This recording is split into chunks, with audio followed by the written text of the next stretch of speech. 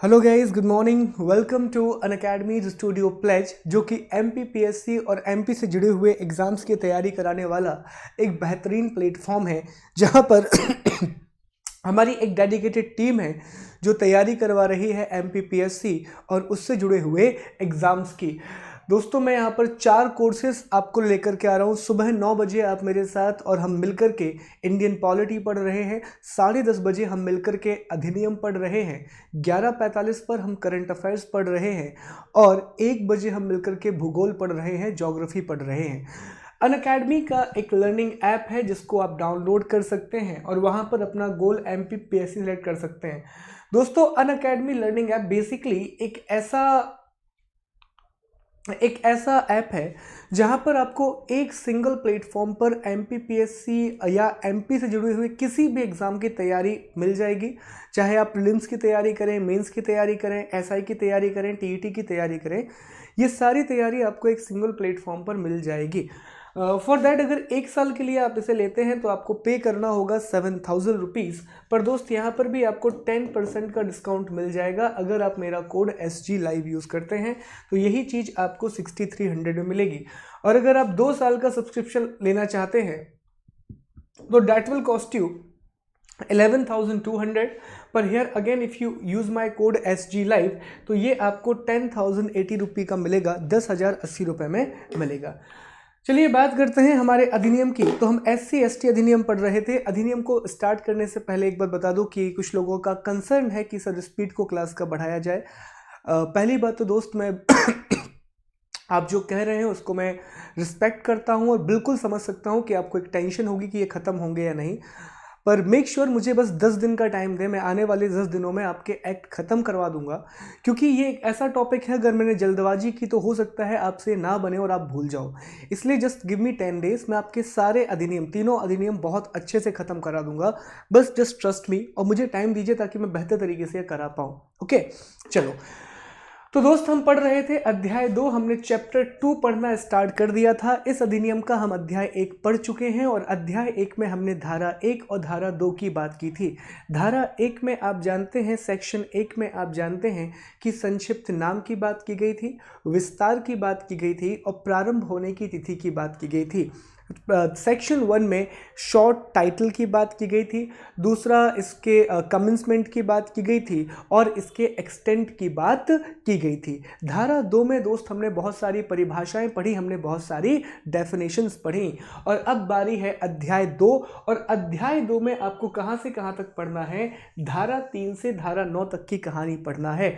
और दोस्तों, आपको याद होगा कि हमने कल से जो इस अधिनियम की सबसे बड़ी धारा है, धारा 3, इसको पढ़ना प्रारंभ कर दिया था। और धारा 3 में हम क्या पढ़ रहे थे? तो धारा 3 में आपको याद होना चाहिए कि हम अत्याचार के अपराधों के लिए दंड पढ़ रहे थे। हम बात कर रहे थे किस चीज की? तो हम बात कर रहे थे punishment for the offences of atrocities. और इसमें भी आपको पता होगा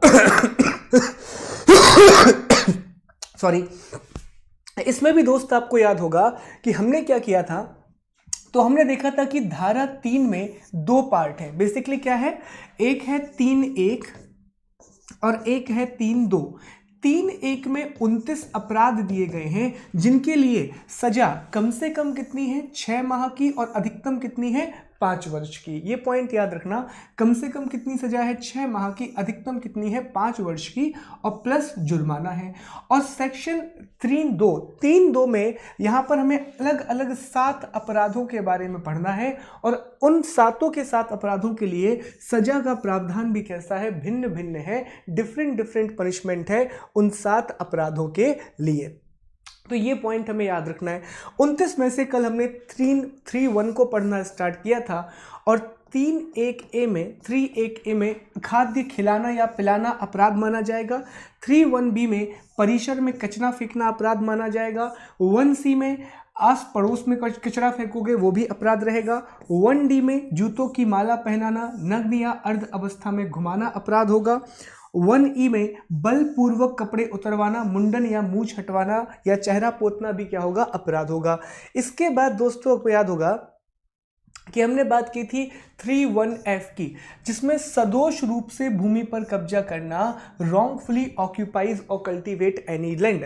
और सदोष का मतलब क्या था? व्यक्ति की इच्छा के विरुद्ध, व्यक्ति की सहमति के विरुद्ध, व्यक्ति को धमकी देना या भूमि का अभिलेख बनवाकर। तो against the persons will, without the persons consent, fear of death or hurt of fabricating record of such land। 3(1)(g) सदोष रूप से फसल नष्ट करना या उसकी सिंचाई सुविधाओं को नष्ट करना, यह भी अपराध माना गया था। और आखिर में हमने पढ़ा था 3(1)(h), जहां डिस्कस किया था कि बंधुआ या बलात् श्रम करवाना भी क्या माना जाएगा? अपराध माना जाएगा। तो just be with me in a quick revision. हम बात करते हैं कि हमने धारा 3(1) में अब तक कौन कौन से अपराध पढ़ लिए हैं। सेक्शन 3(1)(a) में हमने कौन कौन से ऑफेंसेस पढ़ लिए हैं, ध्यान देना। सबसे पहले अखाद्य खिलाना या पिलाना, आप कोई भी ऐसी चीज नहीं खिला पिला सकते जो अखाद्य है।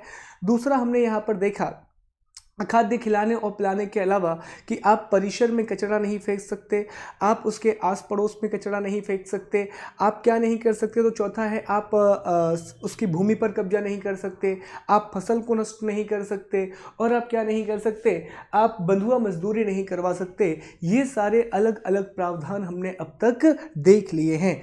आगे बढ़ने से पहले आज सभी को संविधान दिवस की बहुत बहुत शुभकामनाएं। 26 नवंबर का दिन है और इसी दिन भारत का संविधान बनकर के तैयार हो गया था।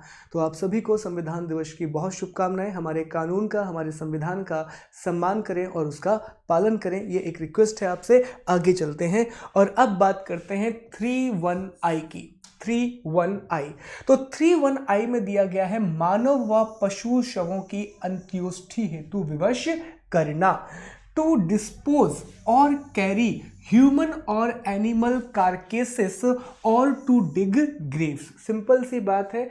और हाँ, ये धारा किस पर लागू होगी? तो फिर से बता रहा हूं मैं आपको, हमेशा ये लागू होगी नॉन SC/ST के सदस्य पर। तो धारा 3(1)(i, और फिर से बता रहा हूं, धाराओं के नाम याद करने की आवश्यकता नहीं है, बस आपको उनका अपराध पूछेगा तो अपराध हमें याद करना है। ओके। और ये जो 29 अपराध हम यहाँ पर पढ़ रहे हैं, इनके लिए कम से कम कितनी सजा है? 6 माह की, और ज्यादा से ज्यादा 5 वर्ष की सजा है, प्लस क्या है? जुर्माना है दोस्त। ये बात प्लीज आप याद रखना।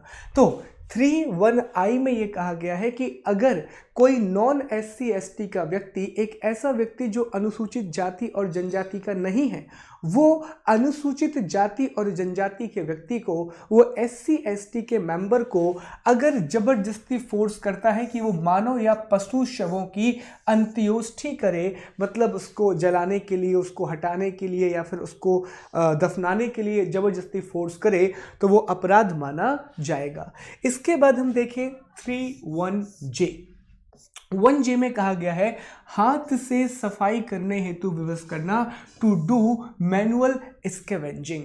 ये आपको याद होगा दोस्तों, हम लोगों ने जब धारा 2 पढ़ रहे थे, तो धारा 2 में हमने हाथ से मैला उठाने वाले कर्मियों की परिभाषा पढ़ी थी, हमने मैनुअल स्कैवेंजर्स की डेफिनेशन पढ़ी थी, और वहां हमने क्या पढ़ा था कि हाथ से मैला उठाने वाले कर्मियों का वही अर्थ होगा जो हाथ से मैला उठाने वाले कर्मी अधिनियम 2013 में दिया गया है, मैनुअल स्कैवेंजर एक्ट 2013 में दिया गया है। तो देखो यहाँ पर यह शब्द यूज हो गया कि अगर किसी भी अनुसूचित जाति या जनजाति के व्यक्ति से आप SC/ST के मेंबर से हाथ से सफाई करने के लिए उसे विवश कर रहे हैं, आप उसे फोर्स कर रहे हैं कि आपको क्या करनी पड़ेगी? मैनुअल स्कैवेंजिंग करनी पड़ेगी, आपको हाथ से सफाई करनी पड़ेगी, तो वो भी एक अपराध माना जाएगा। अगला 3(1)(k), देवदासी को ये क्या मानता है? अपराध मानता है। ये चीज बाद में ऐड की गई थी, हम पढ़ेंगे कि 2015 में इसमें एक संशोधन किया गया था, इस अधिनियम में एक अमेंडमेंट किया गया था, और उस अमेंडमेंट के द्वारा काफी सारी बातें इसमें जोड़ी गई थी, जिसमें से एक बात ये भी थी। तो देवदासी के रूप में, अब देवदासी आप समझते होंगे कि एक प्रथा है, खासतौर पे मंदिरों में, साउथ इंडिया के मंदिरों में अभी भी ये प्रथा चलती है। और इस प्रथा में क्या किया जाता है कि महिलाओं को जबरदस्ती उनका पूरा का पूरा जीवन मंदिर के सॉरी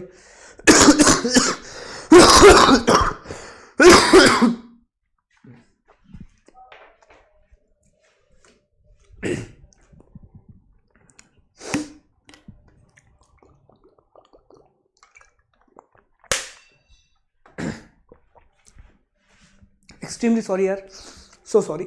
चलो अब ध्यान दो यहाँ पर। तो 131K में क्या बात की गई है, देवदासी की बात की गई है। और अगर आप किसी भी महिला को देवदासी के बनने के लिए फोर्स करते हैं, देवदासी बेसिकली होता क्या है कि एक महिला से फिर कह दिया जाता है कि वो किसी मंदिर के लिए ही अपना पूरा का पूरा जीवन समर्पित कर दे और वो देवदासी के रूप में बन जाती है। तो बस आपको ये याद रखना है कि देवदासी को भी क्या बनाया गया है, अपराध बनाया गया है, क्योंकि ऑप्शन में ये आ जाएगा निम्नलिखित में से किस क्रिया को इस अधिनियम के तहत अपराध माना गया है, which of the following has been declared as the offences under this act.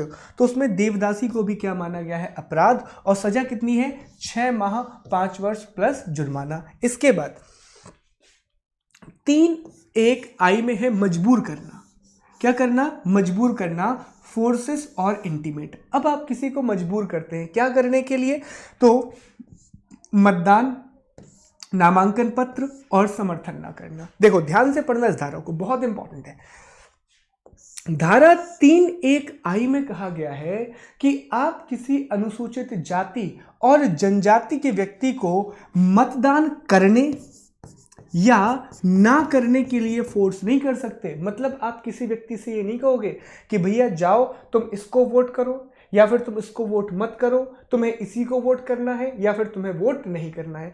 तो किसी भी SC ST के व्यक्ति को वोटिंग के लिए आप फोर्स नहीं कर सकते, पहली बात। दूसरा क्या है, नामांकन पत्र, not to file a nomination as a candidate और अ विड्रॉ। मतलब आप किसी भी व्यक्ति को जो अनुसूचित जाति और जनजाति से आता है उसे ये नहीं कहोगे कि तुम जाओ अपना नामांकन पत्र भरो, या फिर तुम जाओ अपना नामांकन पत्र निकालो। सीधी सी बात है, अगर मैं SC ST का एक व्यक्ति हूं तो मुझे ये अधिकार है, मुझे अगर नॉमिनेशन फाइल करना है मैं करूंगा, मुझे नहीं करना है मैं नहीं करूंगा। तो अगर आपने किसी भी अनुसूचित जाति या जनजाति के व्यक्ति को फोर्स किया कि तुम नामांकन पत्र भरो या तुम नामांकन पत्र मत भरो, और अगर तुमने नामांकन पत्र भरा है तो उसे निकालो, और अगर भर दिया हो निकालना है तो उसे मत निकालो। सिंपल सी बात है। अगर आपने किसी भी अनुसूचित जाति या जनजाति के व्यक्ति को इन 3 चीज़ों के लिए, वोट के लिए फोर्स किया, दूसरा नॉमिनेशन के लिए फोर्स किया, और आपने उसे समर्थन नहीं दिया, तो इन 3 चीज़ों के लिए भी क्या माना जाएगा, इन 3 चीज़ों को मजबूर करना माना जाएगा, फोर्स और इंटीमेट करना माना जाएगा, और इसके लिए कम से कम 6 माह और अधिकतम 5 वर्ष की सजा होगी, और प्लस आपको क्या लगेगा, जुर्माना लगेगा। ये बहुत इंपॉर्टेंट है, 3 चीज़ें याद रखना है इसमें।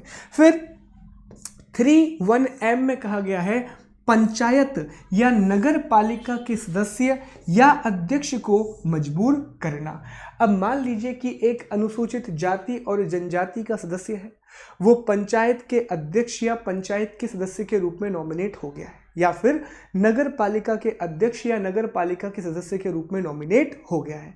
तो आप उसे फोर्स नहीं करोगे कि आप फला फला निर्णय लो, आप डिफरेंट डिसीजंस लो, या फिर जो मैं चाहता हूं आप वो करो। अगर आप ऐसा करते हैं तो ये भी एक अपराध माना जाएगा, और कितनी सजा होगी, मिनिमम 6 मंथ की, मैक्सिमम 5 ईयर की, और प्लस आपको क्या लगेगा, जुर्माना लगेगा। ये पॉइंट प्लीज याद रखना यहां तक। तो एक बार रिवाइज करते हैं जल्दी से और फिर आगे बढ़ते हैं।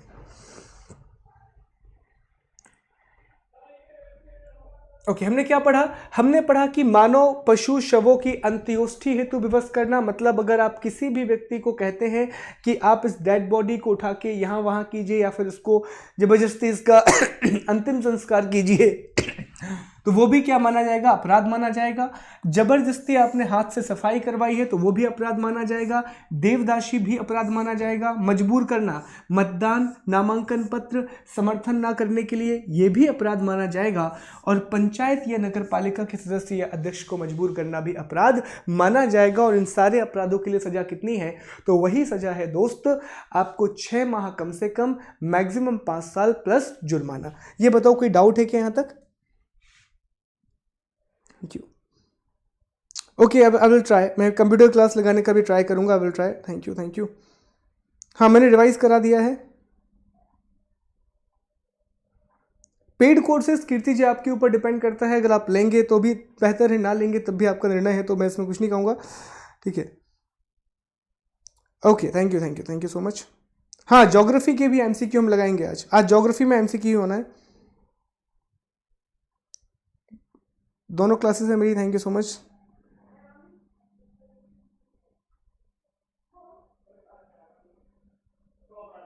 Thank you Shalini ji, thank you so much, thank you so much. नहीं सोनम जी, मैं आपको बताऊंगा कि कौन सी धाराएं पूछी जा रही है, वो धाराएं मैं आपको बता दिया करूंगा अलग से, वो धाराएं मैं खुद आपको बताऊंगा पर्सनली कि ये धारा इंपॉर्टेंट है। आगे चलते हैं, तो एम तक हो गया भैया हमारी कहानी, अब आगे बढ़ाते हैं। अब हमारी अगली धारा है 31N। कौन सी धारा है? 31N है, जिसमें कहा गया है कि मतदान के बाद, अब याद रखना जो 31 आपकी M थी, ओके, और 31 जो आपकी I थी, ओके, तो 31I और 31M में अंतर समझो। जो धारा 31I थी वो आपको मतदान के पहले की कंडीशन बता रही है। मतलब देखो, एक हो गया, मान लो वोटिंग है, वोटिंग, तो वोटिंग के पहले और वोटिंग के बाद। वोटिंग के पहले की बात कौन कर रही है? धारा 31I। और वोटिंग के बाद की बात कौन करेगी? धारा 31N। Okay, after voting, pre voting. इसमें क्या कहा गया? इसमें कहा गया कि अगर आपने किसी भी अनुसूचित जाति और जनजाति के व्यक्ति को अपना वोट के लिए फोर्स किया, उसे देना है वो दे, उसे नहीं देना है वो बिल्कुल ना दे, आप उसे फोर्स नहीं करेंगे। दूसरी बात, आपने किसी भी अनुसूचित जाति जनजाति के व्यक्ति को उसका नामांकन पत्र के लिए फोर्स किया, उसे नामांकन भरना है वो भरेगा, नहीं भरना दोस्त वो नहीं भरेगा, पर आप उसे फोर्स नहीं करेंगे। और तीसरी बात, अगर कोई उसे समर्थन दे रहा है तो आपने क्या किया? लोगों को डराया धमकाया, तो ये भी क्या होगा? अपराध माना जाएगा।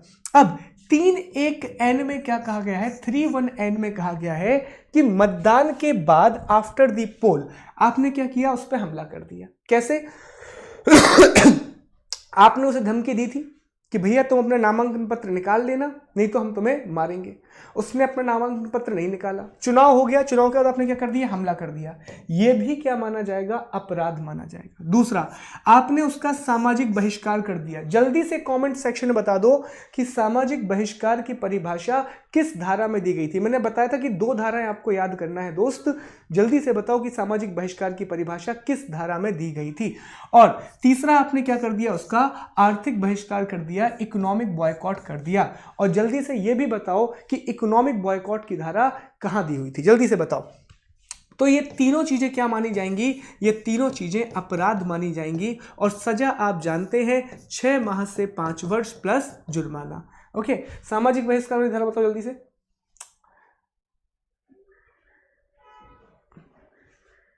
वो एक ही है, आई है, बस मैंने छोटा बड़ा लिख दिया है, परेशान मत होइए। वेरी गुड, बहुत बढ़िया, बहुत ही बढ़िया। सौरभ जी का आंसर है, जैन जी का आंसर है, ट्विंकल जी का आंसर भी आ गया है, सौरभ कुमार सोनी जी का आंसर है, सुपर स्टडी विवेक जी, जूही जी, बहुत बढ़िया। सुरेखा जी का आंसर भी है, द्विवेदी जी का आंसर भी आ गया है, विवेक जी का answer, thank you so much guys, very good. तो सामाजिक बहिष्कार की परिभाषा 2EB में दी गई थी और इसकी परिभाषा 2BC में दी गई, सॉरी, आर्थिक बहिष्कार की परिभाषा 2BC में दी गई थी। और ये 2 धाराएं आपको याद रखना है हर हालत में। इसके बाद 310, तो मतदान फॉर हैविंग वोटेड और not voted for a particular candidate, तो इसमें उतना याद नहीं रखना है आपको, ये वही बात है, इसको रिपीट किया गया, just not to worry about it. इसके बाद पी पे आ जाओ, ये इंपॉर्टेंट है। झूठा मुकदमा दायर करना, इंस्टीट्यूट फॉल्स मैलिशियस और विक्टोरियस सूट। इसमें आपने क्या किया कि आप गए, आपने अनुसूचित जाति या जनजाति, मतलब आपसे यहां पर मेरा मतलब है ऐसा सदस्य जो SC ST को बिलोंग नहीं करता। तो एक व्यक्ति गया, मान लेते हैं कि एक व्यक्ति A है और ये नॉन SC ST से है और ये SC ST से है। ए व्यक्ति ने क्या किया? इस व्यक्ति के खिलाफ झूठा मुकदमा दायर कर दिया। मतलब इसने कुछ किया नहीं था पर इसने झूठा केस फाइल कर दिया, इसने फॉल्स FIR फाइल कर दी। तो इसे भी क्या माना जाएगा? इसे भी एक अपराध माना जाएगा। देखो फिर से एक बार रिवाइज कर दूं कि जो प्रश्न यहां से आएंगे वो आपको अपराध का नाम देगा और ये पूछेगा कि इस अपराध में कितना सजा दिया जाता है।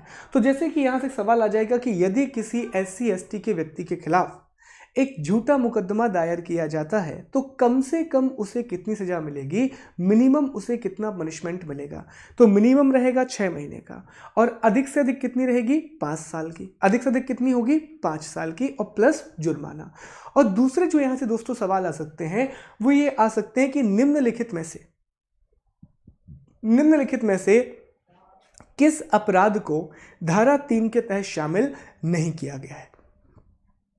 Which offense is not the part of section 3? तो ऐसे क्वेश्चंस यहां से निकल करके आ सकते हैं, इसलिए याद रखना। फिर 3(1)(q) में है लोक सेवक को झूठी सूचना देकर केस या मुकदमा दायर करना। गिव्स एनी फॉल्स और फ्यूगस information to any public servant. यहां पर आपने क्या किया, एक लोक सेवक को झूठी आपने सूचना दी, आपने गलत जानकारी दी और फिर केस रजिस्टर कराया, तो वो भी क्या माना जाएगा? अपराध माना जाएगा। 3(1)(r) अपमान करना। अगर आप किसी भी व्यक्ति का अपमान करते हैं तो वो भी क्या माना जाएगा? वो भी अपराध माना जाएगा। तो एक बार इन चीजों को देखते हैं। हमने क्या क्या देखा? हमने मतदान के बाद की कहानी देखी, हमने मतदान देखा, झूठा मुकदमा दायर करना भी अपराध है, लोक सेवक को झूठी सूचना देना भी अपराध है और अपमान करना भी क्या माना जाएगा दोस्त? अपराध माना जाएगा। इसके बाद 3(1)(s) की बात करें तो जाति के नाम से गाली देना, ये अभी हम आखिरी में पढ़ेंगे कि 2015 में संशोधन किया गया, 2015 में इस एक्ट में अमेंडमेंट किया गया और ये सारी बातें उसमें जोड़ दी गई। उसके बाद 3(1)(t) धार्मिक भावनाओं को आहत करना, destroy, damage, defiles any objective generally known to held sacred. किसी भी आप क्या करते हैं, आप अनुसूचित जाति जनजाति के जो धार्मिक स्थान हैं, उनकी मूर्तियां हैं, अगर इन सब चीज़ों को आप नुकसान पहुंचाते हैं तो इसे भी क्या माना जाएगा? अपराध माना जाएगा, इसे भी ऑफेंस माना जाएगा। इसके बाद 3(1)(u) लिखित या मौखिक अपमान करना, बात वही है, याद करने की कोई बात नहीं है। सम्मानित व दिवंगत व्यक्ति का अपमान करना। अगर SC/ST समुदाय से कोई व्यक्ति बहुत सम्मानित हैं, कोई बहुत रिस्पेक्टेड व्यक्ति हैं, तो आप उनका क्या नहीं करेंगे? अपमान नहीं करेंगे। जैसे एक नाम मुझे याद आता है कि डॉक्टर अंबेडकर साहब बड़े सम्मानित व्यक्ति हैं, दूसरा बिरसा मुंडा जी बड़े सम्मानित व्यक्ति हैं, तो आप ऐसे व्यक्तियों का अपमान नहीं करेंगे जो विशेषकर वो पूरे देश के लिए सम्माननीय है। अंबेडकर जी पूरे देश के लिए सम्माननीय है या फिर बिरसा मुंडा जी पूरे देश के लिए सम्माननीय है, पर विशेषकर SC/ST समुदाय की भावनाएं उनसे जुड़ी हुई हैं, तो अगर आप उनका अपमान करते हैं तो आपको इस धारा के तहत सजा होगी। तो ये कुछ इंपॉर्टेंट पॉइंट होते हैं जो अलग से होते हैं, वो आपको याद करना पड़ता है। स्त्री अपमान या यौन उत्पीड़न डेफिनेटली अपराध है। उपयोगी जल स्रोतों को प्रदूषित करना, देखिए छोटी छोटी बातों को भी इस अधिनियम में ऐड किया गया है। जैसे मान लीजिए कि एक तालाब है और उस तालाब से SC/ST समुदाय के सारे लोग पानी ले जाते हैं। आपने क्या किया, इस तालाब में को आपने प्रदूषित कर दिया, आपने इस तालाब में कुछ भी दवाई डाल दी या फिर कुछ भी ऐसा कार्य कर दिया जिससे ये तालाब प्रदूषित हो गया, तो अब उनको जल स्रोत की आपूर्ति नहीं होगी, तो ये भी दोस्त क्या माना जाएगा? एक अपराध माना जाएगा। क्या माना जाएगा? एक अपराध माना जाएगा। देखो परेशान मत होना, आखिर में हम बिल्कुल आराम से रिवाइज कर लेंगे तो सारी चीजें आपको याद हो जानी है और कैसे प्रश्न आएंगे ये भी बता देंगे, ठीक है। चलो, इसके बाद मार्ग से गुजरने से रोकना, फिर घर या जमीन छोड़ने पर मजबूर करना, ये भी क्या माने जाएंगे? अपराध माने जाएंगे। तो मार्ग से गुजरने से रोकना या घर या जमीन छोड़ने पर मजबूर करना भी क्या माना जाएगा? अपराध माना जाएगा। और इन अपराधों के लिए सजा कितनी है? मिनिमम 6 मंथ, मैक्सिमम 5 ईयर का पनिशमेंट दिया जाएगा। अगली बात, अब हम आ जाते हैं ZA पर, 3(1)(ZA) सार्वजनिक स्थानों का प्रयोग। अब ये इंपॉर्टेंट है, सार्वजनिक स्थानों का प्रयोग से रोकना, ऑब्स्ट्रक्ट और prevent a person to use public places. पूरा नहीं लिख पाया हूं वहां पर, याद रखना। तो यहां पर हमें यह देखना है कि सार्वजनिक स्थानों का मतलब आखिर क्या होता है। यहां पर नहीं है ये, आखिर सार्वजनिक स्थानों का मतलब क्या होता है। तो सार्वजनिक सुविधाओं या स्थानों का प्रयोग करने से रोकना, यह भी किस में आएगा? सार्वजनिक स्थानों में आएगा। यह भी किस में आएगा? पब्लिक प्लेसेस में आएगा। विवाह की यात्रा, घोड़े पर बैठना, नए कपड़े पहनने आदि से रोकना, ये भी अपराध माने जाएंगे। देखो एग्जामिनर यही फंसाता है आपको। एक बार उसने जादू टोने वाला प्रश्न पूछा था। क्या होता है, हम ये छोटी छोटी डिटेल मिस कर जाते हैं। अब बहुत से लोगों को याद रहेगा अपमान करना तो अपराध माना जाएगा, सामाजिक बहिष्कार करना भी अपराध माना जाएगा, आर्थिक बहिष्कार करना भी अपराध माना जाएगा। पर ये जो छोटी छोटी बातें होती ना, जैसे कि विवाह की यात्रा, घोड़े पर बैठना, नए कपड़े पहनना, travelling to marriage, not to wear new clothes, on horse riding, ये सारी चीजें भी क्या मानी जाएंगी, अपराध मानी जाएंगी। और वो यही चीजें पूछता है। वो पूछ देगा कि एक नॉन SC ST का व्यक्ति यदि किसी व्यक्ति को विवाह की यात्रा रोकता है, किसी SC ST के व्यक्ति की विवाह की यात्रा रोकता है, तो उसे मिनिमम कितनी सजा होगी और मैक्सिमम कितनी होगी। तो मिनिमम 6 माह की सजा और मैक्सिमम 5 साल की सजा प्लस जुर्माना। प्लस क्या लगेगा, जुर्माना लगेगा। फिर तीसरा, धार्मिक कार्यक्रमों में भाग ना लेने देना। एक धार्मिक कार्यक्रम हो रहा है, सभी लोगों के लिए हो रहा है, पर आपने एक विशेष समुदाय को उससे रोक लिया, तो वो भी दोस्त अपराध माना जाएगा। पर ये बहुत इंपॉर्टेंट है, इसको याद रखना। शैक्षणिक संस्था, अस्पताल या मनोरंजन के स्थान पर ना आने देना, बट नेचुरल सी बात है, ये आपको याद रहेगा।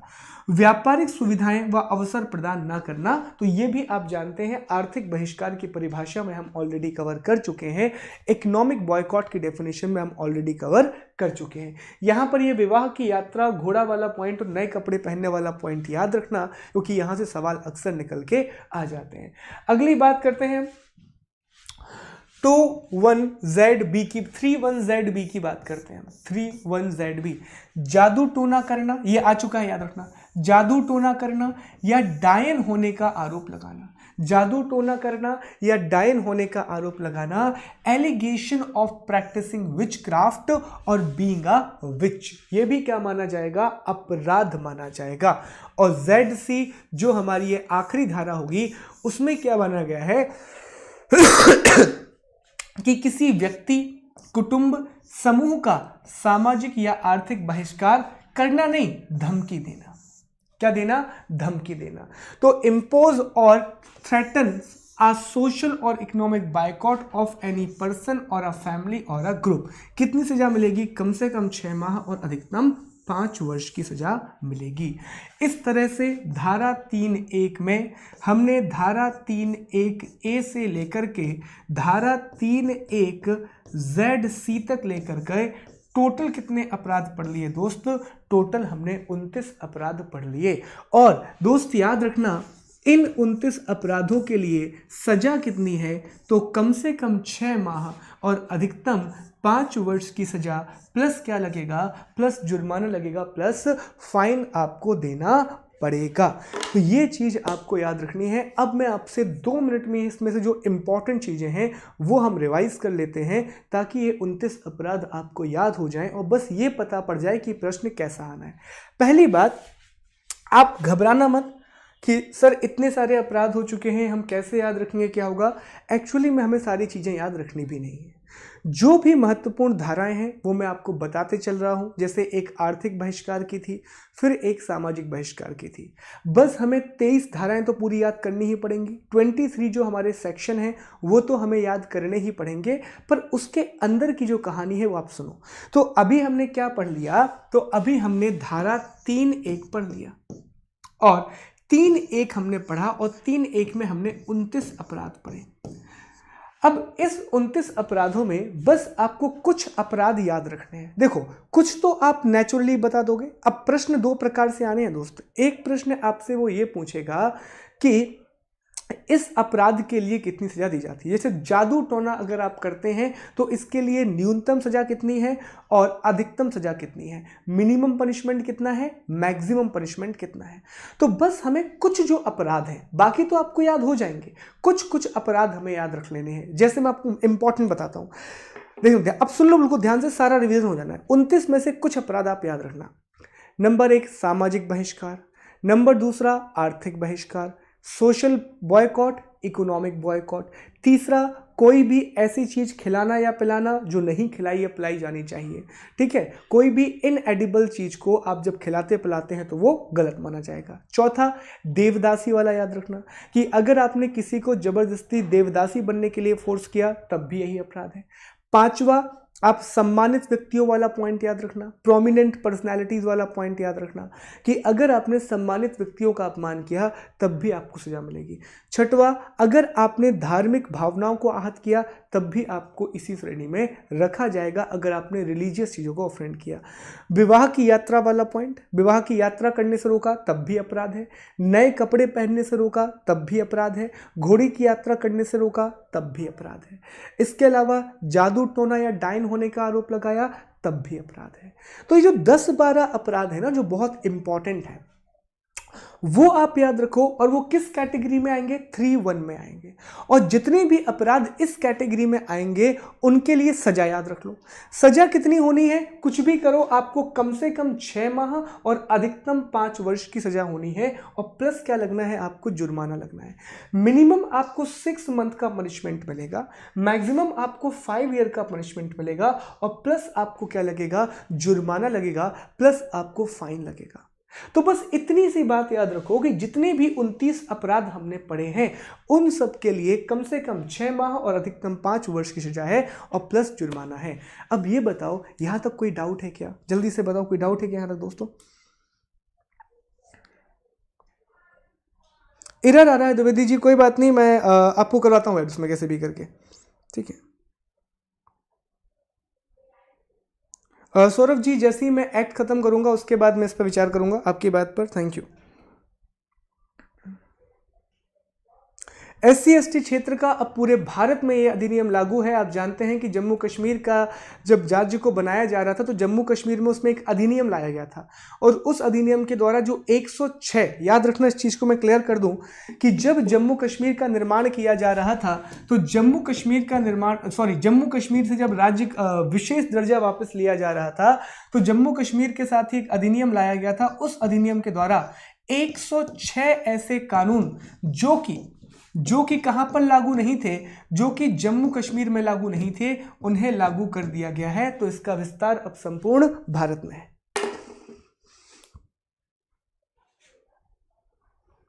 Thank you Saurabh ji.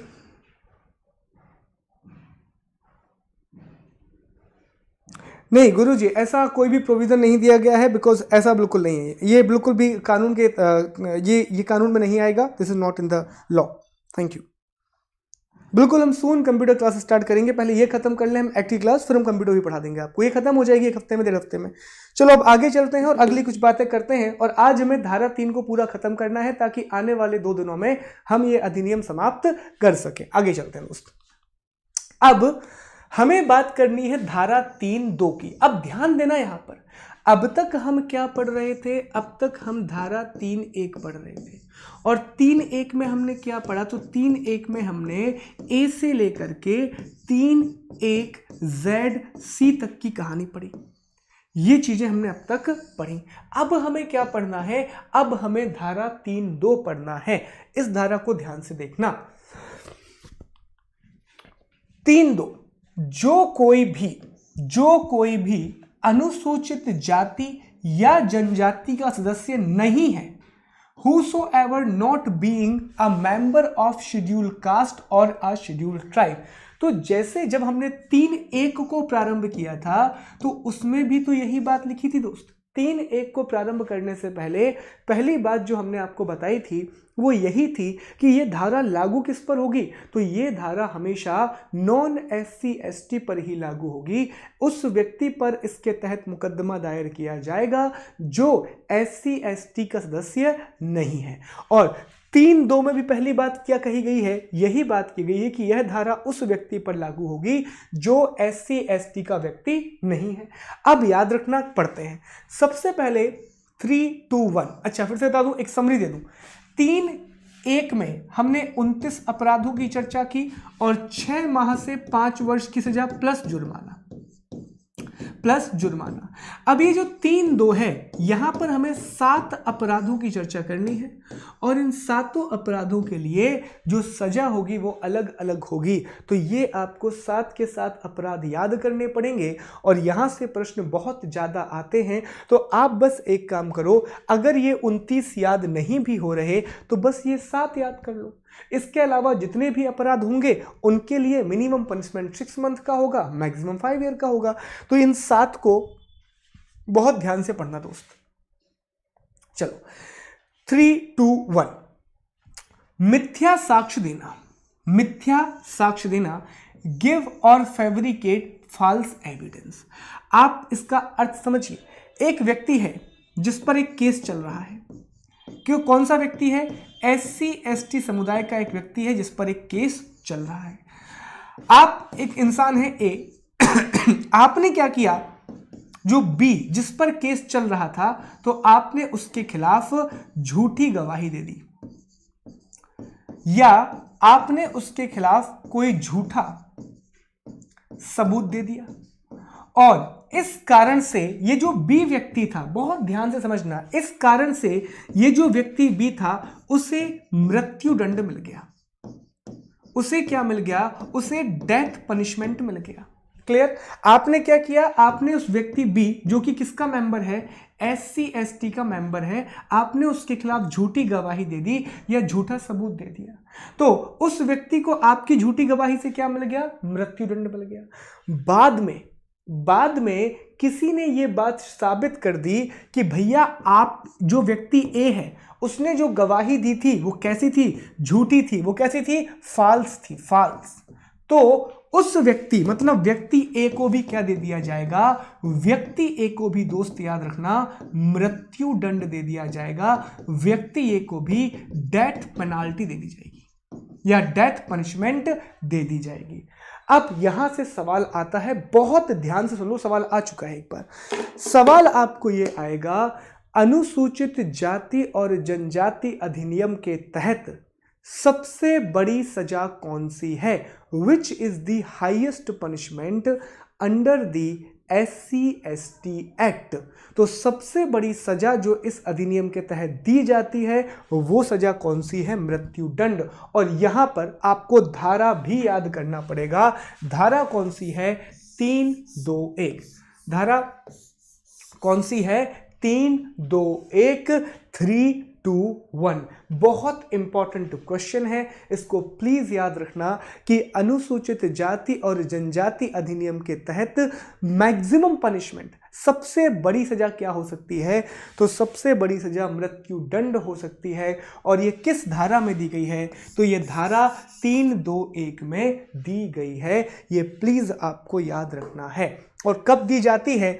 इस कंडीशन में दी जाती है कि एक व्यक्ति जो कि SC ST का नहीं है, उसने एक SC ST की उसने एक SC ST की व्यक्ति के खिलाफ मिथ्या साक्ष्य दिया या झूठी गवाही दी, और इस झूठी गवाही के कारण इस व्यक्ति को मृत्युदंड मिल गया। और बाद में किसी ने यह प्रूफ कर दिया कि इस व्यक्ति ने जो एक गवाही दी थी ये कैसी है? झूठी है। तो A व्यक्ति को क्या होगी? मृत्युदंड दिया जाएगा। क्या दिया जाएगा? मृत्युदंड दिया जाएगा। फिर से बता रहा हूं दोस्त, बहुत इंपॉर्टेंट है ये, प्लीज याद रखना इसको। ओके, अब इसमें कुछ और प्रावधान है वो भी देख लो। और अगर उस झूठी गवाही की वजह से उसे आजीवन कारावास होता है तो आप उस व्यक्ति को भी क्या होगा? आजीवन कारावास और जुर्माना मिलेगा। तो सवाल क्या आएगा? सवाल सुनो ध्यान से। यदि एक गैर अनुसूचित जाति और जनजाति का व्यक्ति किसी अनुसूचित जाति और जनजाति के व्यक्ति के खिलाफ झूठी गवाही देता है और इस झूठी गवाही के कारण अनुसूचित जाति और जनजाति के व्यक्ति को मृत्युदंड दिया जाता है, तो उस व्यक्ति को जिसने झूठी गवाही दी है क्या सजा होगी?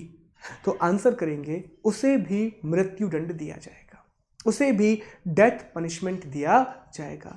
और दूसरा सवाल आता है कि यदि झूठी गवाही के कारण किसी अनुसूचित जाति या जनजाति के व्यक्ति को आजीवन कारावास की सजा मिलती है तो उस व्यक्ति को क्या सजा होगी? तो उसे भी आजीवन कारावास की सजा होगी। सिंपल भाषा में याद रखना, पर सवाल मैं आपको बता चुका हूं। सिंपल पूछेगा कि इस अधिनियम के तहत अधिकतम सजा कौन सी है? आंसर करना मृत्युदंड। किस धारा में दी गई है? धारा 321 में दी गई है। अगली बात, धारा 322 क्या दिया गया है? देखो, मिथ्या साक्ष्य देना, इसमें भी वही बात की गई है, झूठी गवाही या मिथ्या साक्ष्य देने की। लेकिन इस बार कैसा है कि आपकी झूठी गवाही देने से SC/ST के सदस्य को 7 वर्ष की सजा होती है, 7 ईयर का इम्प्रिजनमेंट होता है। तो कम से कम कितनी सजा मिलेगी? 6 माह की, और अधिकतम कितनी मिलेगी? 7 वर्ष की सजा मिलेगी। वही कहानी है जैसे मान लीजिए कि एक व्यक्ति A है और ये किससे आता है? तो ये नॉन SC/ST का व्यक्ति है, और एक व्यक्ति B है जिस पर कोई केस चल रहा है कोर्ट में। तो कोर्ट में ये व्यक्ति A गया और B के खिलाफ उसने क्या दे दी? झूठी गवाही। क्या दे दी उसने? झूठी गवाही दे दी। और इस झूठी गवाही के कारण जो B था उसे कितनी सजा मिल गई? कम से कम उसे 7 वर्ष की सजा मिल गई। और बाद में जब ये बात प्रूफ होगी कि जो A था, जो नॉन SC/ST से था, उसने तो भैया झूठी गवाही दी थी, तो इस A व्यक्ति को भी एटलीस्ट कम से कम 6 माह की, कम से कम 6 माह की, और अधिकतम कितनी सजा मिलेगी? तो अधिकतम 7 वर्ष की सजा मिलेगी, प्लस क्या लगेगा? जुर्माना लगेगा। अब कंफ्यूज होने वाली बात नहीं है, ऐसा नहीं कि सर अब 3(2) और 3(1) में क्या। सिंपल बात सुनो, जो 3(2)(1) है वो भी मिथ्या गवाही की बात करता है, और 3(2)(2) है वो भी मिथ्या गवाही की बात करता है, फॉल्स एविडेंस की बात करता है, और ये भी फॉल्स एविडेंस की बात करता है। लेकिन 3(2)(1) में कहा गया है कि उस फॉल्स एविडेंस की वजह से अगर SC/ST के व्यक्ति को डेथ पनिशमेंट मिलती है, मृत्युदंड मिलता है, तो जिस व्यक्ति ने वो गवाही दी है उसे भी क्या मिलेगा? डेथ पनिशमेंट मिलेगा। लेकिन ये जो धारा 3(2)(2) है ये बात ये नहीं करती। 3(2)(2) कहती है कि अगर आपने मिथ्या गवाही दी है और उस मिथ्या गवाही फॉल्स एविडेंस की वजह से SC/ST के सदस्य को 7 वर्ष की सजा हुई है, 7 ईयर का इम्प्रिजनमेंट हुआ है, तो जिस व्यक्ति ने ये झूठी गवाही दी थी उसे कम से कम 6 माह और अधिकतम 7 वर्ष की सजा होगी। अंतर याद रखना दोनों में। ये बताओ, इसमें कोई डाउट है क्या? इसमें कोई डाउट है क्या? सर अगर गवाही फॉल्स हो गया तो आजीवन कारावास होगा ना? यस, बिल्कुल सही, बिल्कुल सही कहा आपने। सर आजीवन कारावास भी लगेगा, और जब उसे सजा दी जाएगी तो उसे पनिशमेंट भी दिया जाएगा, जुर्माना भी दिया जाएगा।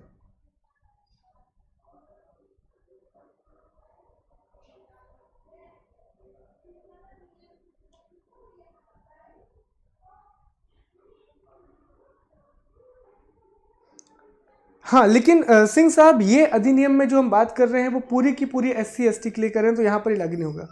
आजीवन का मतलब होता है हमेशा जेल। बिल्कुल सही। तो जुर्माना कैसे भरेगा? सर स्टार्टिंग में जब उसे सजा दी जाएगी तो प्रारंभ में ही उससे जुर्माना लिया जाएगा, पनिशमेंट आपको उससे क्या बोलते हैं, पेनाल्टी ली जाएगी, फाइन लिया जाएगा, फिर आगे वो बात होगी।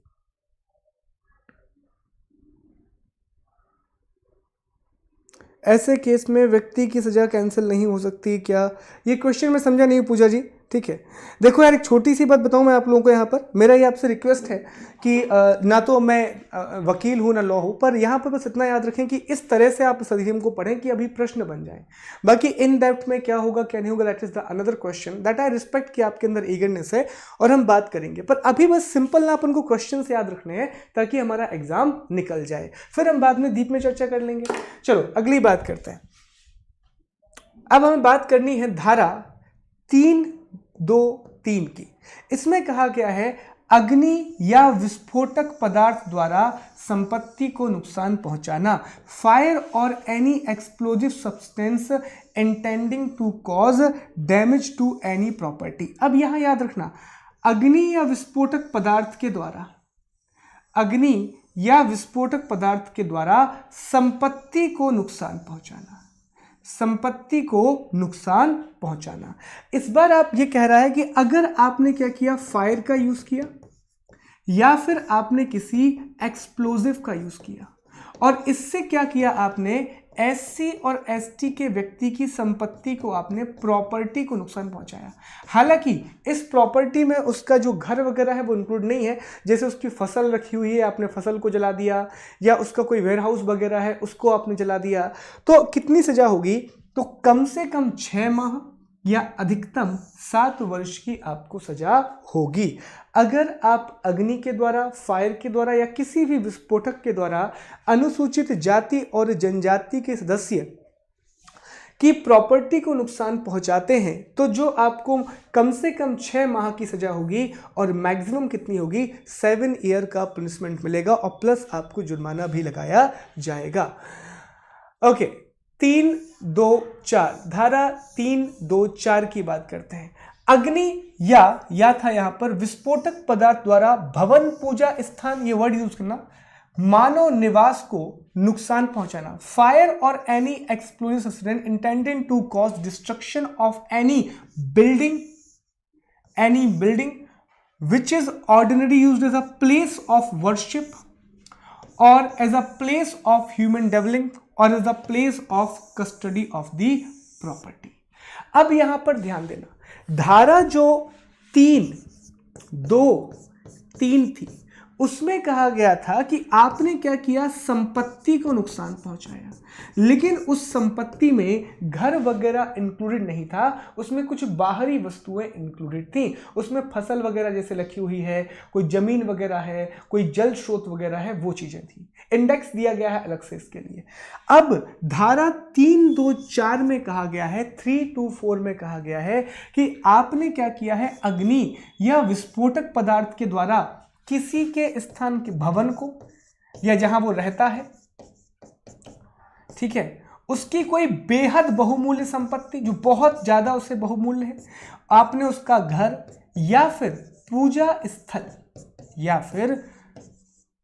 पूजा स्थल को आपने अगर नुकसान पहुंचाया तो आपको कितनी सजा, मतलब नॉन एसटी एसटी के व्यक्ति को आजीवन कारावास की सजा और जुर्माना होगा, life long imprisonment plus fine लगेगा। फिर से बता दूं, जुर्माना लिया जाता है, बहुत सारे केसेस हैं जहां पर आजीवन कारावास की सजा होती है और साथ में जुर्माना लिया जाता है।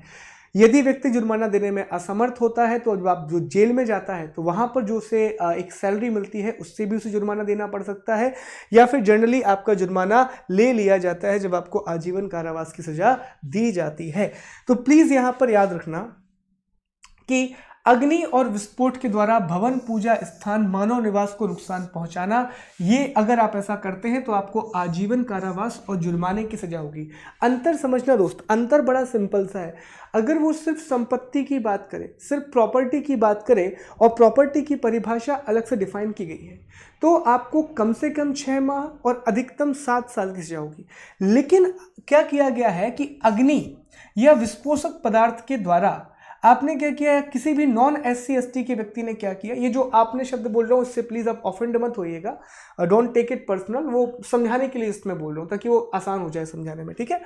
तो फायर और एनी एक्सप्लोजिव सब्सटेंस के द्वारा आपने नॉन एससी एसटी व्यक्ति ने बिल्डिंग को या फिर प्लेस ऑफ वर्शिप को या फिर प्लेस ऑफ ह्यूमन ड्वेलिंग को अगर नुकसान पहुंचाया तो नॉन एससी एसटी व्यक्ति को आजीवन कारावास और जुर्माना लगेगा। जो नॉन एससी एसटी व्यक्ति है वो अगर एससी एसटी व्यक्ति के भवन को, उसके पूजा स्थल को या फिर जहां वो रहता है उसको नुकसान पहुंचाएगा तो नॉन एससी एसटी व्यक्ति को आजीवन कारावास और जुर्माने की सजा होगी। अब 325 में आ जाओ। भारतीय दंड संहिता 1860 के अधीन 10 वर्ष या अधिक अवधि के कारावास से दंडनीय कोई अपराध व्यक्ति या संपत्ति के विरुद्ध करने पर आजीवन कारावास और जुर्माने से दंडनीय होगा। बहुत इंपॉर्टेंट है, बहुत ध्यान से इसको समझना, मिस हो जाएगा नहीं तो ये पॉइंट। देखो, इसमें ये कहा गया है कि हमारे पास एक सेक्शन है आईपीसी 1860, आईपीसी की एक धारा है 1860, ठीक है, इंडियन पिनल कोड, और उसमें भी 45 नंबर का जो सेक्शन है, सेक्शन 45। अब बहुत ध्यान से इसको समझना। देखिए, आईपीसी की जो धारा 1860 है उसका जो सेक्शन 45 है, सेक्शन 45 है, उसमें ऐसे अपराधों के बारे में बताया गया है, ऐसे अपराधों के बारे में बताया गया है जिन अपराधों में आपको 10 वर्ष से ज़्यादा का पनिशमेंट मिलता है, जिन अपराधों में आपको 10 ईयर से ज़्यादा का पनिशमेंट मिलता है। तो अब यहाँ ध्यान से सुनना कि धारा 325 ये कहती है कि किसी भी व्यक्ति को अगर ऐसे अपराध के लिए दोषी ठहराया जाता है इस अधिनियम के तहत, किसी भी व्यक्ति को SC ST अधिनियम के तहत अगर ऐसे अपराध के लिए दोषी ठहराया जाता है जिनमें 10 वर्ष से अधिक की सजा मिलती है, सामान्य तौर पर, याद रखना, बहुत ध्यान सुनना, सामान्य तौर पर 10 वर्ष से अधिक की सजा मिलती है, जो सजा 1860 के सेक्शन 45 में दी हुई है। लेकिन अगर उस पर वो मुकदमा SC ST अधिनियम के तहत दायर किया गया है तो उसे 10 वर्ष की सजा नहीं होगी, उसे 10 वर्ष के स्थान पर आजीवन कारावास की सजा होगी, आजीवन कारावास की सजा होगी, which is very very important. और ये सवाल भी यहां से निकल करके आ सकता है कि अगर यदि किसी व्यक्ति पर अनुसूचित जाति और जनजाति अधिनियम के तहत मुकदमा दायर किया जाता है और सामान्यतः उसने वह अपराध किया है जिसमें सामान्यतः उसे 10 वर्ष से ज़्यादा की सज़ा मिलती, तो अनुसूचित जाति और जनजाति अधिनियम के तहत उसे कितनी सज़ा मिलेगी? तो रिमेंबर, उसे आजीवन कारावास की सज़ा मिलेगी, उसे लाइफ टाइम इम्प्रिजनमेंट मिलेगा। Remember, this is very important और यहाँ से प्रश्न भी आ सकता है।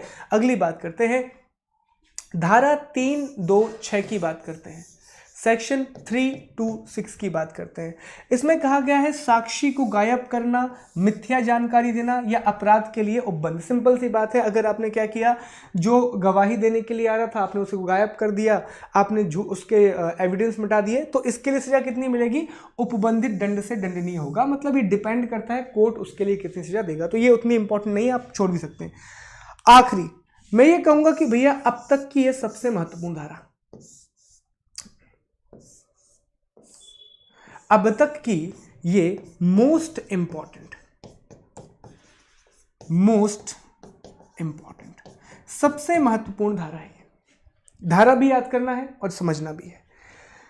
यदि लोक सेवक के द्वारा कोई अपराध किया जाता है, being a public servant commits any offence, यदि एक व्यक्ति लोक सेवक है, पब्लिक सर्वेंट है, अधिकारी है, पुलिस में है, शिक्षक है, कोई भी लोक सेवक है, अगर लोक सेवक के द्वारा इस धारा के तहत कोई भी अपराध किया जाता है तो उसे कम से कम 1 वर्ष का कारावास होगा और अधिक से अधिक डिपेंड करता है कि उसने कौन सा अपराध किया है।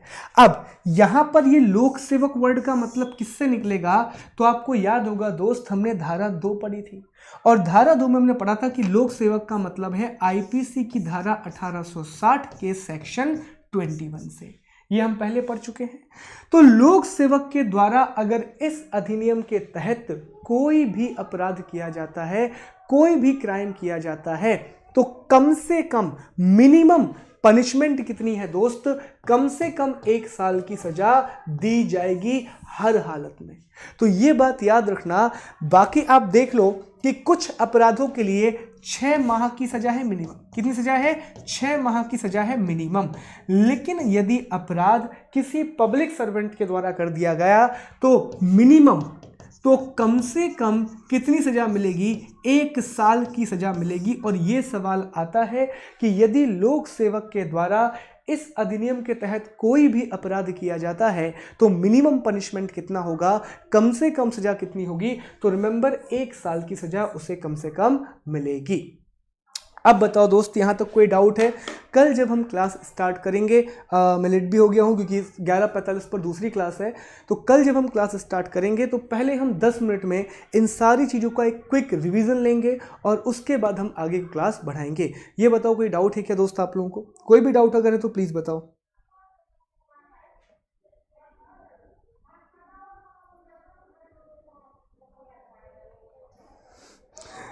आदर्श जी बिल्कुल, लेकिन आपको मेहनत करनी पड़ेगी।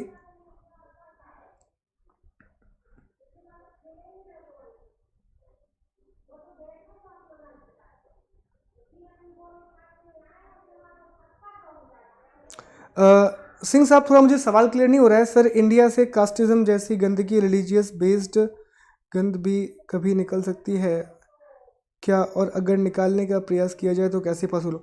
सिंह साहब, मैं सिर्फ एक बात मानता हूँ, सभी लोगों से मैं बात कहूँगा कि सबसे अच्छा तरीका है शिक्षा, और वो भी कौन सी शिक्षा, जो आप घर पे देते हैं। क्योंकि ये जो कास्टिज्म की बातें आती है ना, कि हम जात पात, धार्मिक भेदभाव, ये बुरा मत मानना दोस्त, ये हम अपने घर से सीखते हैं। जब पहली बार हमारे घर में हम देखते हैं कि कोई व्यक्ति ऊपर बैठ रहा है, कोई व्यक्ति जब आ रहा है तो नीचे बैठ रहा है, किसी व्यक्ति को हम पता पड़ा चीनी मिट्टी के कप में चाय दे रहे हैं, तो किसी को हम एक टूटे हुए मग में चाय दे रहे हैं, तो यहाँ से जब वो छोटा बच्चा होता है ना, और जब वो ये बातें देखता है, तो बड़ा होकर वो भी वही करता है। हम देखते हैं कि महिलाओं को कैसे ट्रीट किया जाता है, तो बड़े होकर वो भी महिलाओं को वैसे ही ट्रीट करता है। दैट इज़ अ पॉइंट कि हमें वहाँ से स्टार्ट करना चाहिए सिंह साहब। और सभी से हम कहेंगे कि जो भी आपका आने वाली जनरेशन है, आपके छोटे भाई बहन हैं, उनके लिए आप आदर्श हो, तो प्लीज़ उनके सामने ऐसा बिहेव करो जिससे वो इंस्पायर हो जाएं। ठीक है, thank you Manjula ji, thank you so much, all clear. Abhishek ji, शायद मैं एग्जाम दूंगा, पर मेरी प्रिपरेशन नहीं है, तो मैं, क्योंकि मेरा एमपी बिल्कुल भी क्लियर नहीं है। पीडीएफ का इशू द्विवेदी जी मैं बिल्कुल पर्सनली ठीक कराता हूं, मैं बात करता हूं पीडीएफ के लिए। और एक बार और मैं आपसे द्विवेदी जी रिक्वेस्ट करूंगा कि आप अनअकैडमी टेलीग्राम पर प्लेज को सर्च कीजिएगा, अदरवाइज मैं कुछ ना कुछ करता हूं। ठीक है, लोकसभा के सदस्य पर यह नियम लागू, ये सभी पर लागू है। लोकसभा, एक मिनट, लोकसभा के सदस्य पर यह नियम लागू होगा या नहीं? गुरु जी, ये उस पर लागू नहीं होगा, क्योंकि लोक सेवक की जो परिभाषा है उसमें वो नहीं आते हैं, लोक सेवक की परिभाषा है वो नहीं आते हैं। बहुत बढ़िया क्वेश्चन है आपका। 325, 325, वो मैं आपको कल बता दूंगा नेहा जी, पक्का मैं आपको कल बता दूंगा। ठीक है,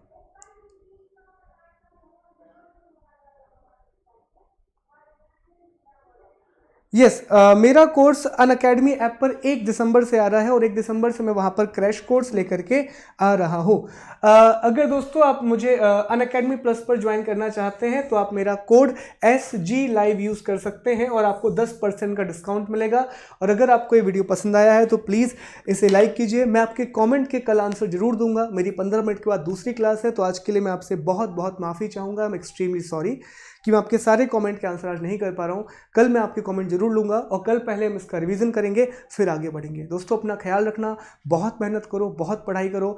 आई रियली विश कि आप सभी का एग्ज़ाम निकले, और एग्ज़ाम निकलने से इम्पॉर्टेंट ये है कि आप सभी की तैयारी अच्छी हो। एग्ज़ाम आज नहीं तो कल तो निकलना ही है, ये नहीं तो अगला, बस हमें पढ़ाई करनी है। Thank you so much, take care.